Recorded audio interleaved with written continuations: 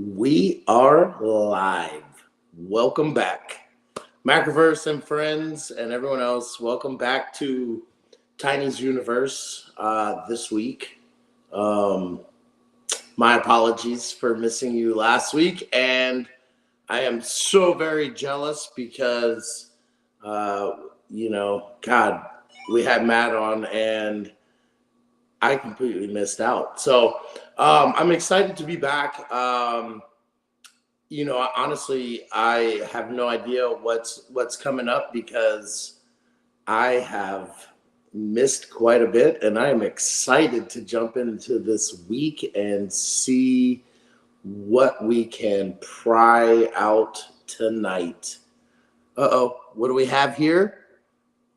Wanderers, Mr. Evan. Little sneak peek. Hey, I was at work today, Yeah. and go figure, the 2 seconds I take to pull up Drip House, my big boss decides to come up and look over my shoulder. And I was securing in all of my drops. and I hope he was like, "What's this? How do I get that?" Just don't worry about what I'm doing right now. It's very effective and important. Listen, I mean, I have to get them immediately. What if I forget? Good question. So, I always like to talk to anyone who hasn't seen what we're talking about before for just a moment. So, Tiny, who are we and what are we doing here, man? Oh, goodness gracious. We are the world. I am Tiny Universe, aka Scott. We'll stick with Scott Pierpont. Those of you that come in the Discord and such probably know me, but at this point, I still just claim myself as super fan. Writer, NFT collector, comic collector. I think overall just community participant. I mean, I've just kind of jumped in and dove in and lived it to the fullest with Macroverse, and you guys have become my family, and I am just kind of here representing and showing my love. Mr. Evan is one of the co-founders, and I would love to hear your introduction because it always gets me super hype and super motivated. Okay, cool. Well, actually, it's been a while, so I'll try to do the short version. But yes, I am Evan Matthews, co-founder and CEO at Macroverse, and so the short version of my background is I have an illustration degree from the Rhode Island School of Design. I've been drawing since I was 2 years old, so that was my first love. My second love was probably comic books. I've been reading and collecting comics since I was 6, maybe even earlier. I definitely learned to read from comics and graphic novels, so my earliest memories of printed material are early comics that I would pull off the spinner racks at the gas stations and drugstores and grocery stores that we would go to. A huge part of my teen years was the weekly trip to the comic store and getting way over my skis with my pull list at a couple of different points where my first experience with debt was being in debt to the comic store for having too many books in the 90s. Every variant, cover, multiple copies, one to read, one to save at the very least. I would love to see your collection, by the way. I'm about 25 long boxes at this point, so it's not insane, but it's a good number. And lots of graphic novels and other stuff as well.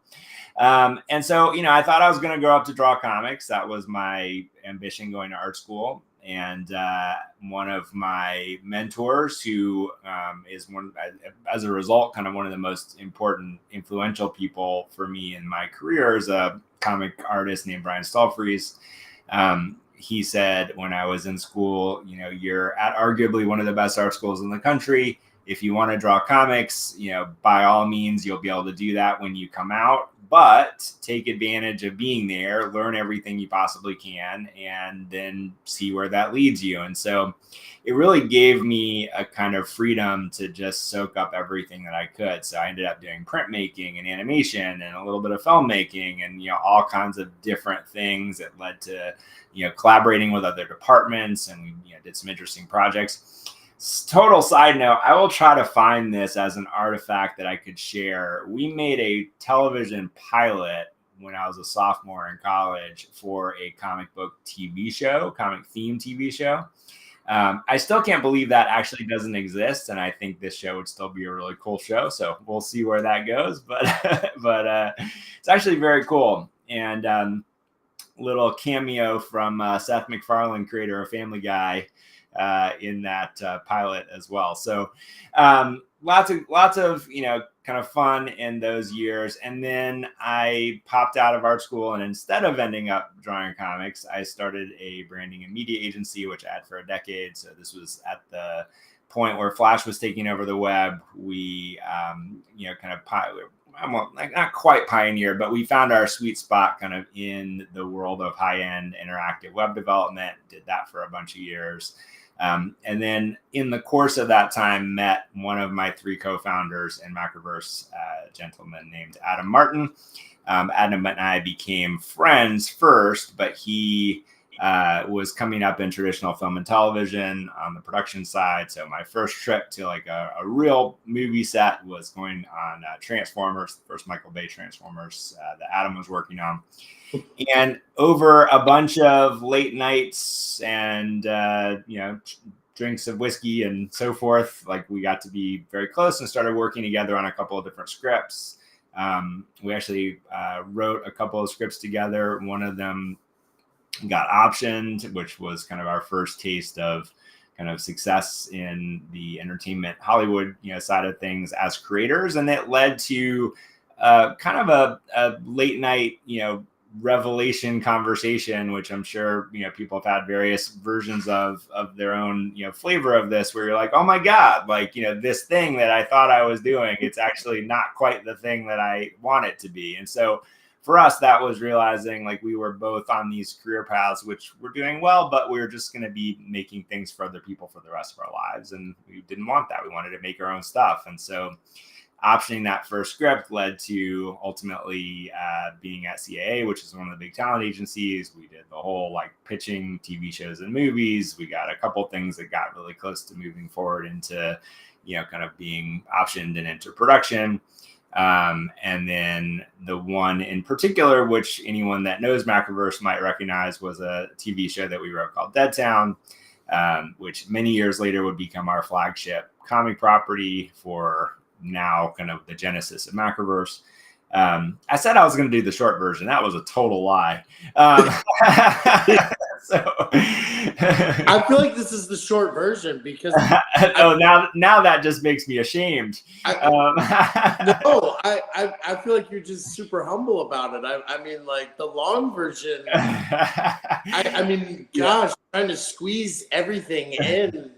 I will try to get to where the genesis of Macroverse and what we're up to. So we went down this path, writing, directing, producing. Wrote a bunch of stuff, did a ton of pitching, and then found our way into the video game world through a friend of Adam's who was working with the person that became the 3rd co-founder of Macroverse, named Ricky Riccovina.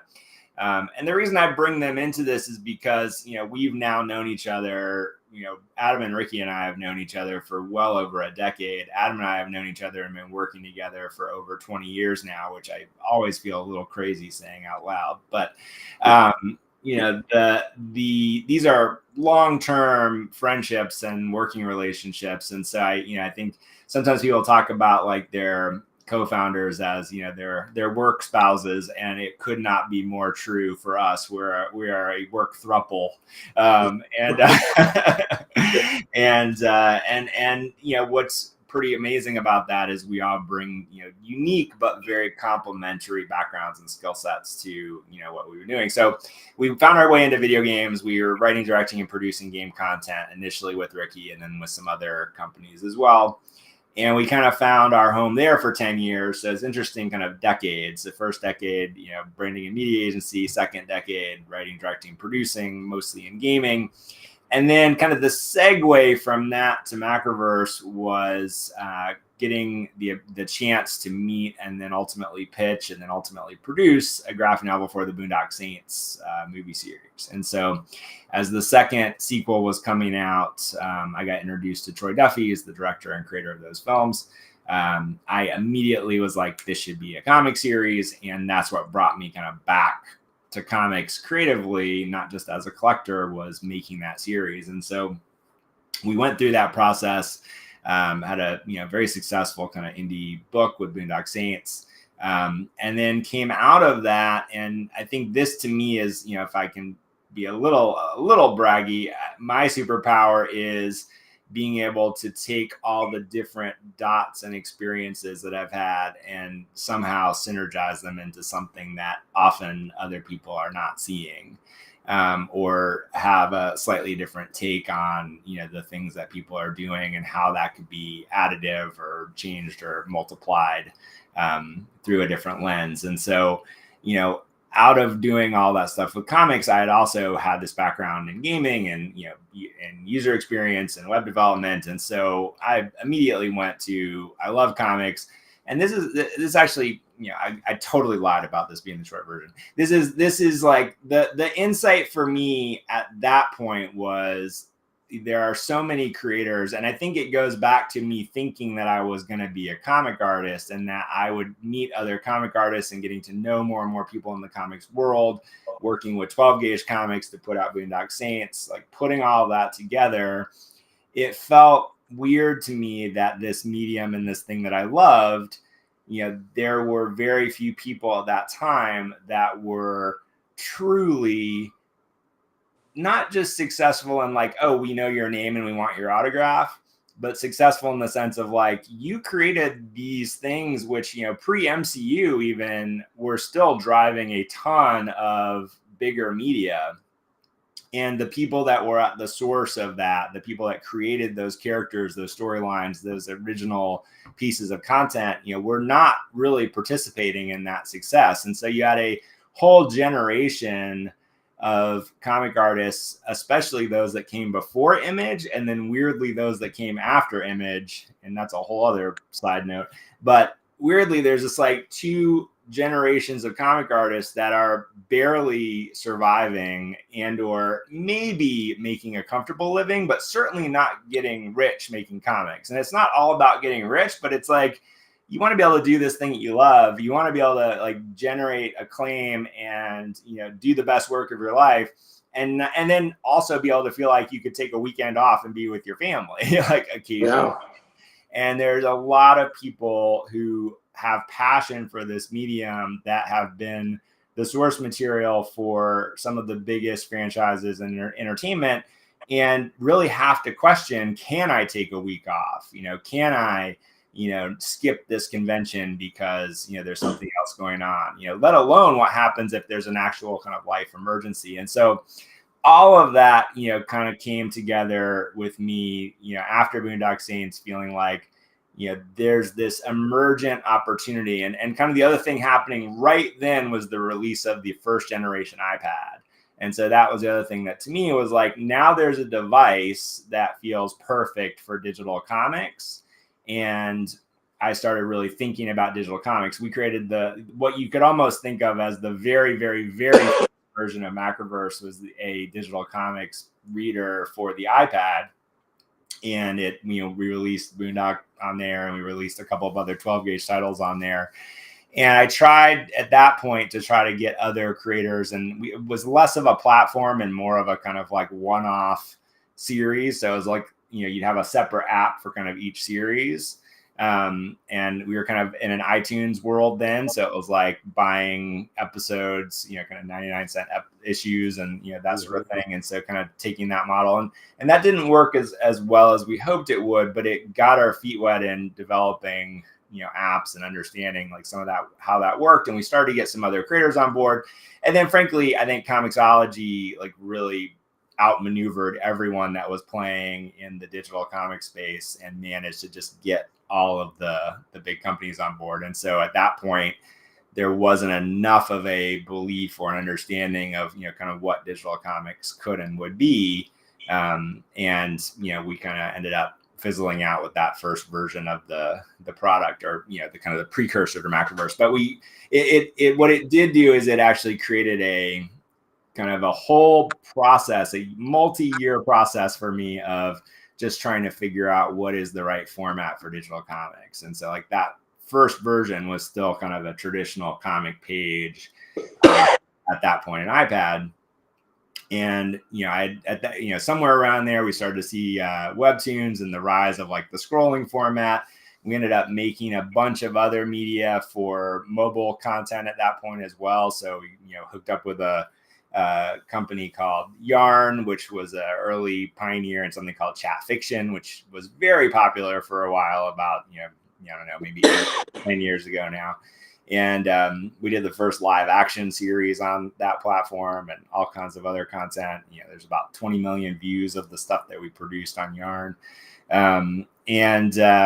That started to coincide with then realizing that if we were really going to crack this digital comics code, it had to not just be a PDF on an iPad that everyone else was doing. Mm-hmm. We didn't really love the scrolling format that Webtoons was doing. And so what else, could work on a mobile device? And so after about a year of working on all that, we came up with the Tap Story, which is our own, mobile comics format. And so that led to then the first version of the Macroverse app, which was just Deadtown. And actually we used Deadtown as the kind of guinea pig all the way back to the pilot that we wrote while we were at CAA. And so use that as the kind of the testing ground for figuring out this Tap Story format. And then over the last several years, it's evolved from there, and we brought on a bunch more content. And so now the Macroverse mobile app is out on iOS and Android. There's about 1,000 episodes of content up there right now. Right now, for the next several months, still all the content on there is free. So it's a great time to go and explore. And then that led to just launching the app, starting to scale it and grow users. We fell into the whole Web3 world in the early days of Web3 with Clubhouse. That was the check mark for digital and collectible, and kind of knowing we wanted to figure out how to do that, but not knowing what the technology was going to be. NFTs answered that question. And so that led to the next kind of 2-year journey of building the first like real format for digital collectible comics. And then that's led to assembling just an unbelievable team, which we haven't even fully announced yet, and a whole bunch of stuff that, as I said over the last couple of shows, by the end of the year, will finally all connect, make sense, and I think blow people's minds. So, all of that has led to this, what I now think of as what Macroverse is all about is really twofold. One is we're a company that continues to push the boundaries of kind of what this intersection of digital and collectible is. And some of the things you're going to see from us are not purely digital. There's now a bunch of physical stuff that we're working on as well, and the intersection of being able to bring all of that full circle.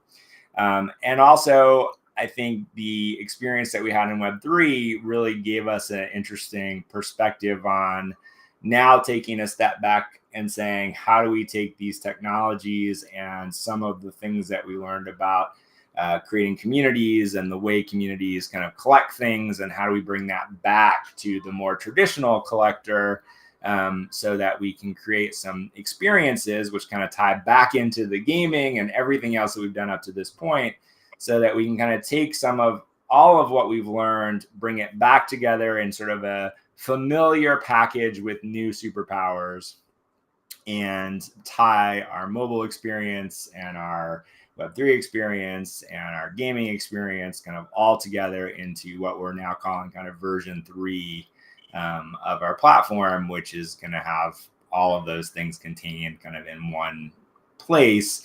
But a big emphasis on kind of closing the loop between creator, collector, digital, physical, and in a kind of incubation launch pad for existing creators and collectors, and incubating new creations and franchises with a lot of fan participation. And so it's kind of everything that anyone has seen us do, plus a whole lot more.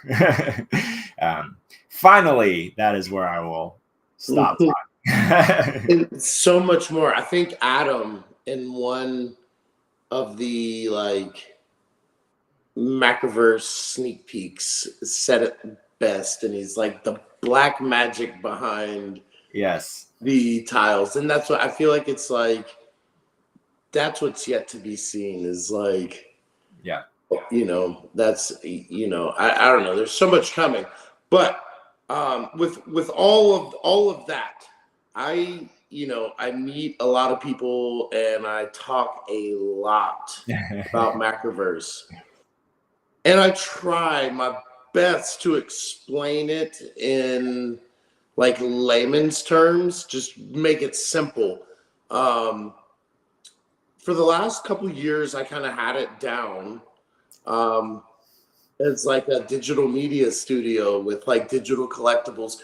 But now, especially with Mixprint, the number one question, and I kind of don't know how to answer it anymore, is what is Macroverse?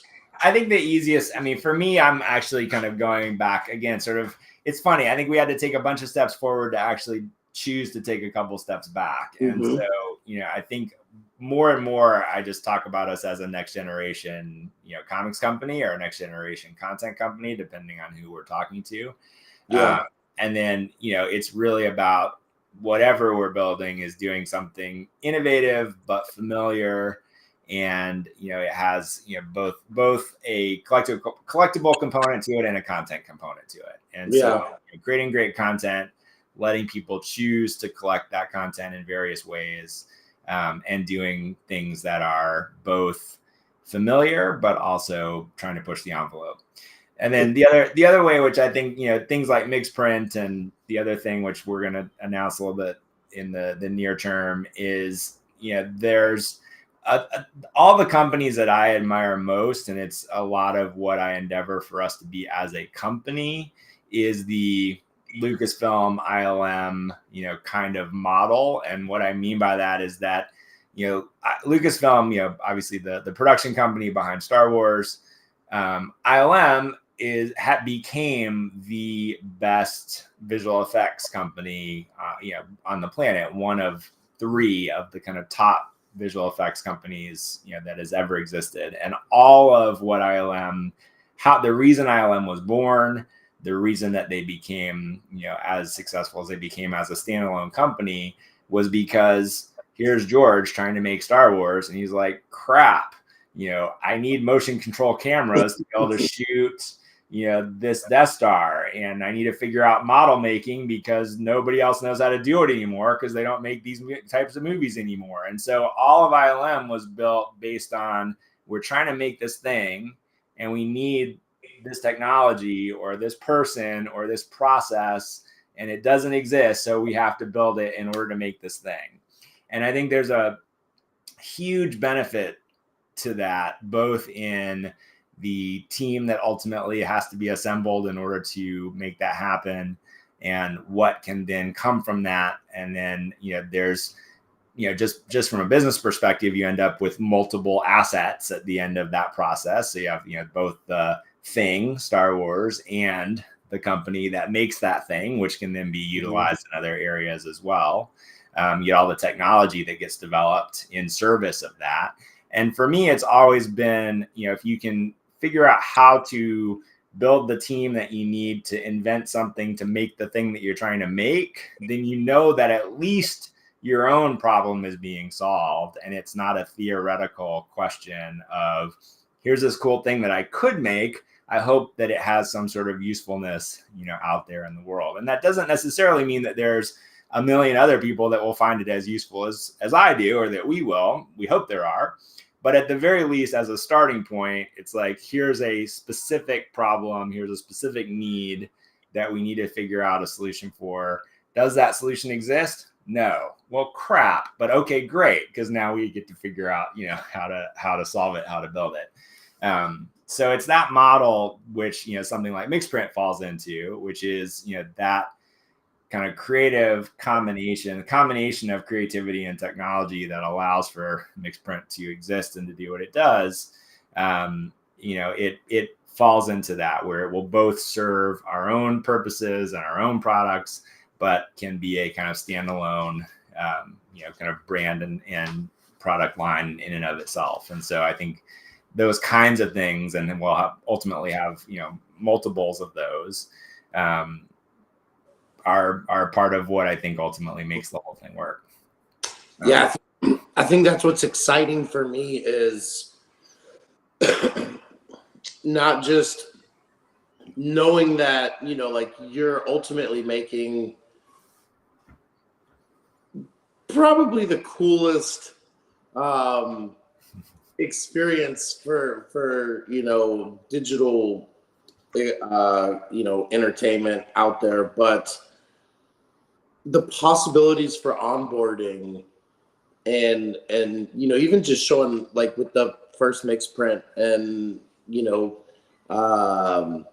just the different avenues that it's going to reach and can reach, and the little bit that I already know, and it's like, man, the possibilities are endless with where that can go, and it's kind of exciting to me to see, not only like it always, I go back to Drip House, but it's kind of the same, not only like where Macroverse goes from using that and the things that are produced and put out, but what becomes of just the other people that are like, holy crap, that is amazing, I've got to be a part of that. And it's kind of like Drip House and having like DMC and all the creators that want to be a part of that, and using the different swipe and different things that weren't on Drip House before Macroverse. I mean, I've seen a lot of cool things happening actually on Drip since Macroverse has come on there, and it's maybe not identical. Maybe people are. I feel like people are trying to step their games up. You know what I mean? Totally. Yeah. And that's awesome, and that's what I'm excited about, is to see like not only like what we put out and how cool that'll be, but really like how that encourages other people to kind of use it and push the boundaries, and what like what it'll evolve into next. Because I mean, it's already at the point where like I don't think people are really, no one's going to be ready for what it can become. And I think like as the snowball grows, man, it's just like, that's why I say I just get so excited every time we talk about it, because it's endless. I think of it as almost like the Spider-Verse, or like something like that. I mean, like it's just, it can go so many different ways that it's like almost it's not even been thought yet, but you think of it and it's like, well, yeah, we can do that. Yeah. Oh, 100%. Yeah. I wish I could just say yes to everything, because there are so many cool things. So that's probably my biggest challenge, is like right now we're trying to really stay focused on there are kind of probably 4 key elements of kind of everything that we're working on that will all come together and then open the door for the next round of things. So let me ask you this, because we've talked week after week now, a lot, done a ton of drip, a ton of little tidbits here and there. I kind of want to talk about Adam and Ricky a little bit, because we never do. And we need to have guest stars. That's what I said. I'd love to have them on sometime. But I know Adam was in production for a while, and he's been super busy. I haven't seen him in quite a while. I see him on socials, so I know he's healthy and happy and doing well. But what's everyone else up to? Yeah, so Adam has been, so Adam is kind of essentially operations for the most part, and also, creative as well. Adam, is who I mentioned earlier, who, has been my writing partner and creative partner for 20 years now. And he did come back. So basically the way his, I don't know, should I talk about this? I'm not going to talk about that, but Adam basically does one ish show a year. So, he still loves being on set and, ultimately do some Macroverse productions in that capacity as well. But, he gets asked by showrunners and producers and people that he's worked with in the past. And sometimes he turns them down and sometimes he says yes. And he tries to pick up one show a year to kind of stay in the game. So he did just come off of I believe it was an Apple TV Plus show initially with a crew that he had worked with before. And I was also very cool on that one. They were shooting relatively close to where I am. And so I got to take my daughter to set for the first time, and she absolutely loved that, which was very cool. So that was a lot of fun. And especially, she's 11. So both very much interested in the behind the scenes, how stuff gets made. And then also just couldn't believe that you could go to craft services and get snacks and candy whenever you want for free. So a good time was had by all. But so, he did that show, and then was literally, he moved to Panama during the pandemic. And so just literally got back to Panama and then got a call from another producer friend of his, who was like, I'm sorry, but I need you to come save us. And that's hard for him to resist. So he took another kind of 6-week stint on a second show this year. He's now back in Panama, totally done with that, kind of full-time back with us. And then the other, major project that I know people know about that he's been working on is he's the writer on the Von Dingle series with Stupid Buddy Studios. Which we've produced. And so we're in the home stretch of the last issue of Von Dingle's. And so he's been very much in with that. And then we've all been spending a lot of time over the past few months getting everything in place for the things that I keep teasing that are coming closer to the end of the year. So I believe if all goes according to our timeline, which it looks like it is still on track for, then the first of those announcements will be sometime looking like mid-September. So we're getting closer and closer to the initial reveal, and then probably mid-October before it all completely is like, oh my God. And once that's so far away. Sorry, not sorry. Get your credit cards ready. That's so far away. No, it's not that far away. And we've been, so a lot of that is like, part of what we're working on involves some pretty spectacular partners. And so as a result of that, like part of the work that we're doing is, some of it is like putting together spreadsheets and samples and, making sure that everybody is on the same page around timing and production schedules. And we've had to build a little additional technology that we didn't expect that we were going to need to build, but we did. And so it's all awesome. And so just a lot of pieces being, again, sort of put into place, but we are getting very close to being able to start talking about it, which I'm very excited about. I think that's like the funniest thing. It takes me back to I'm not gonna go into detail, but it takes me back to one of the conversations we were having a few weeks back. And one of the people was like, can't you just build the technology for that? And I was thinking yeah, they could. Technically, yes. It takes time, and money, and you got to pay people to do stuff like that. But, man, no, I'm starting to feel if you can, like the old saying, for almost like The Secret or whatever, if you think thinking it can become something, you know what I mean? Yeah, and I'm starting to feel like that's what you guys are. If you can actually the metal version of The Secret. Yes. So No, I mean, and I think that's kind of like the big difference, though, that you guys have brought to the table is so many people have just kind of tried to like reinvent the wheel, and you know, kind of put a little twist on it or do, so, and you guys are coming with like something totally different. Like, it's like forget what everyone else has done. Like, I just thought of something cool. Well, I think it's interesting because it's actually, I mean, I think this is part of the evolution of this is like it's not totally different. It's just the evolution of several things that put together make for something kind of new and interesting. Yeah.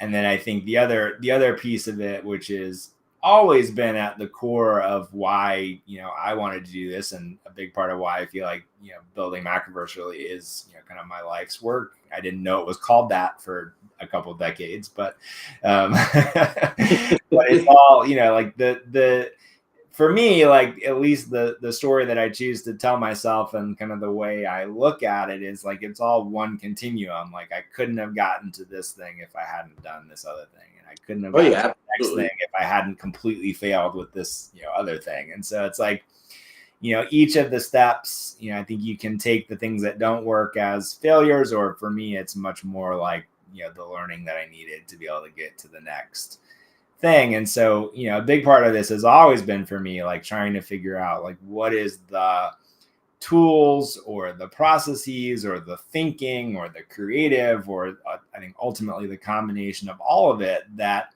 lets people like me and like you and like Lady Valor and other people in our community, the Jason Brewbakers of the world who have already established themselves as independent creators with a successful track record, and people who are launching stuff on Kickstarter, and people that have comics out with Image, and like just kind of taking comics as a slice of the entertainment industry, and really trying to figure out the right mix of things that allow for those of us that are compelled to tell stories and make things to have the things that we need to do that successfully. And so, that's it's an interesting combination of like, yes, we need to make money and we need to pay people and we need to do all the things that we need to do to be a real company.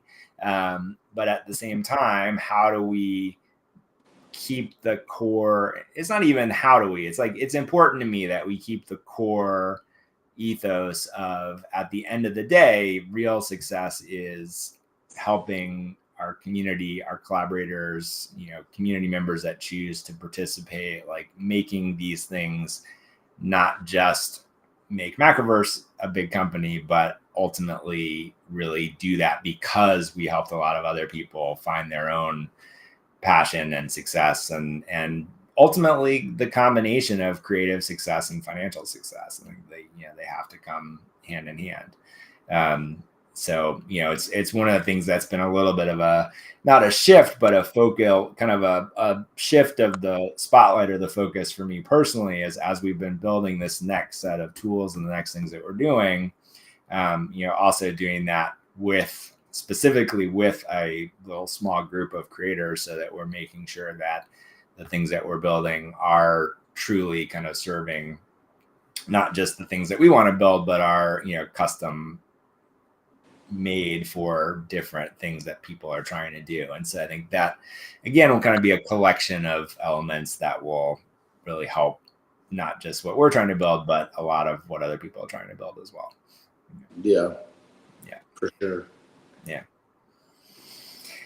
As I talk somewhat cryptically about it, it's going to be cool. I feel like I'm like biting my tongue because there's like a small like breadcrumb probably to like what I know about this, and I just feel like for me, like I'm really getting excited to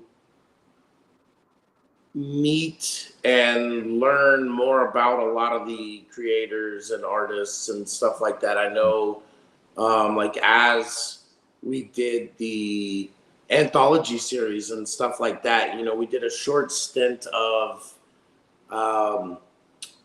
kind of like follow X, Y, and Z on Twitter, and and just getting to like see those profiles and stuff like that.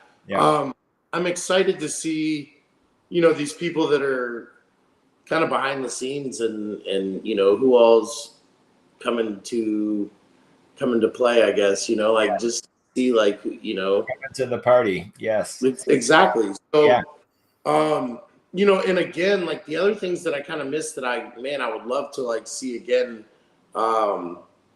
in the future are like kind of like the reverse live drawings, stuff like that, man. Those were so fun for me.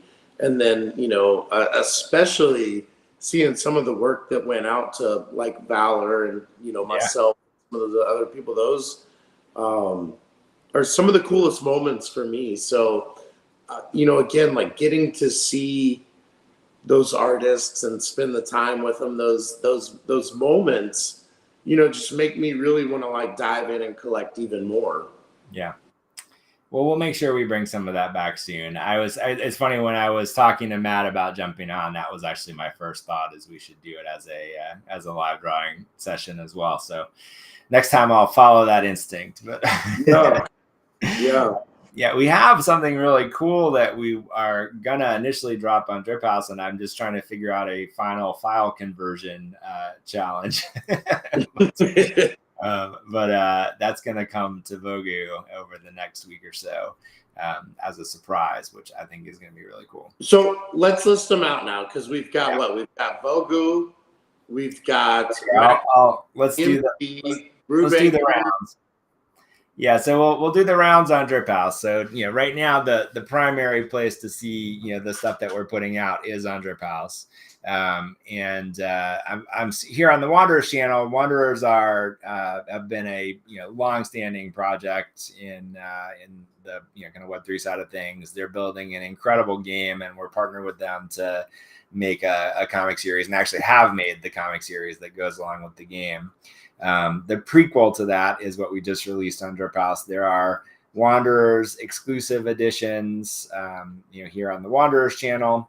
And then there are Macroverse editions on the Macroverse channel. So same interior story, but two different sets that you can collect in this series. And so this short story is the introduction to the main character in the Wanderers game. And her name is Vesna. And it's a very, very fun story. Art by Frank Calico of Darkland fame. Who also does all the art for the main series. So this is a bit of a peek at what the full series looks like. And again, introduction to the main character. But very, very cool. So again, Wanderers editions, Macroverse editions. We've got some other stuff that we'll be doing in collaboration with the Wanderers channel. And then as far as the Macroverse, kind of network that we're building out on Drip House, there's the main Macroverse channel. So that Wanderers drop was the latest. But we've got at least through episode 3 of Darkland, through episode 4 of Remind, through episode 3 of Dead Town, and then some digital pools stuff, including this digital pool short, which we did as a sort of example for one of the things that we do on Drip House is, there was a character collection of digital pools that we dropped on here. And then I ended up buying the character, but we made it available for anyone to do it. And so then working with the digital pools creative team to create a short story based on that character.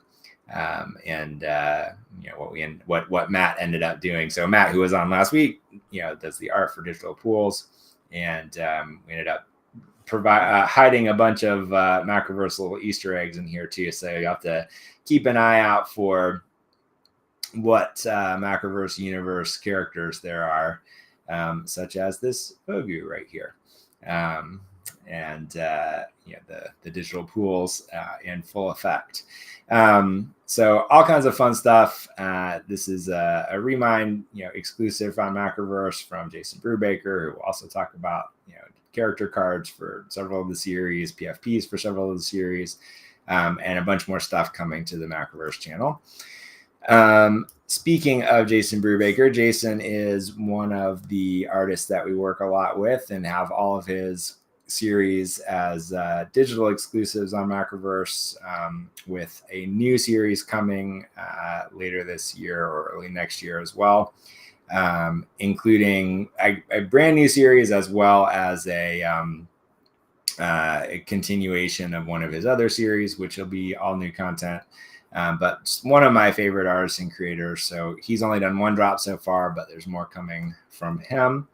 And then also within Macroverse is the project we're doing with DMC. So DMC of Run DMC fame. And we did a whole series of drops with primarily other drip artists.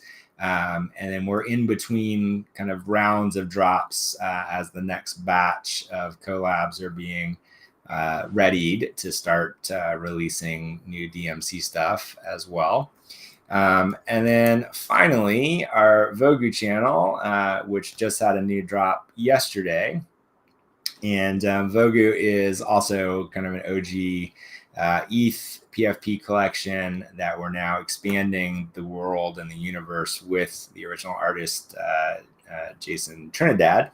And he is doing these incredible rebel PFPs. And so, if we know the world and the lore at all, the Vogu characters all look a lot like this guy. He's kind of robotic characters. And then as we built out the world and the lore, and I've been writing the comic series for Vogu, we've expanded that into all of these different factions and rebels. And so this one faction of rebels called Root is being released as Drip House PFPs week by week. And each of them is actually available to have a story created, and for anyone that's collecting these characters to essentially claim them as part of the lore. So Dana is already part of the story. Nano this guy is already part of the story, but all the other characters are undefined. And so again, if you're of a storytelling persuasion, and you have collected any of these characters, the first person to have a greenlit story with one of those characters, which you do on the Macroverse Discord, will then own that character canonically in the Vogue universe. So that is one of the cool things that we do at Macroverse. That I will tease that the next Macroverse drop, I believe it will be this Sunday. If it's not, it will definitely be the next Sunday. But we have an ultimate perk on here. If you donate 1 million droplets, we will create a custom comic of any character or PFP that you want to have as the central figure in that comic. We've done the first of those. The art and all the production is now complete, and we're just doing a final adaptation into the Tap Story format for release here on Drip House. But it came out awesome, and I cannot wait for people to see that as an example of what that ultimate perk is.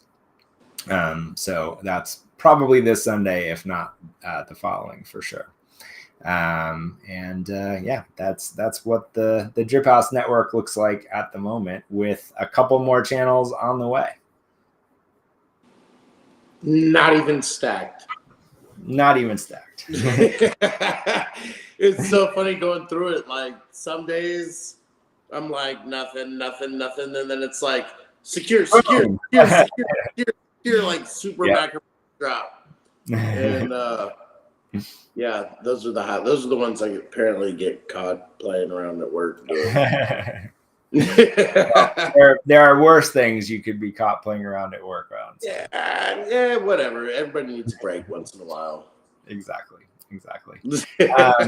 And then actually one final note in the world of Vogu, we do have a limited edition legendary for this week's drop as well. So that will be revealed via Twitter tomorrow also. So for anyone that wants to get in there for the super limited editions, you'll be able to see that one tomorrow. And it is another you can say this about all of Jason's work, but it's another banger. It's really, really cool. You know, I've not seen one yet where I'm even like, like they're all ridiculous. Every single They're one. all ridiculously cool. Oh, like that's nice.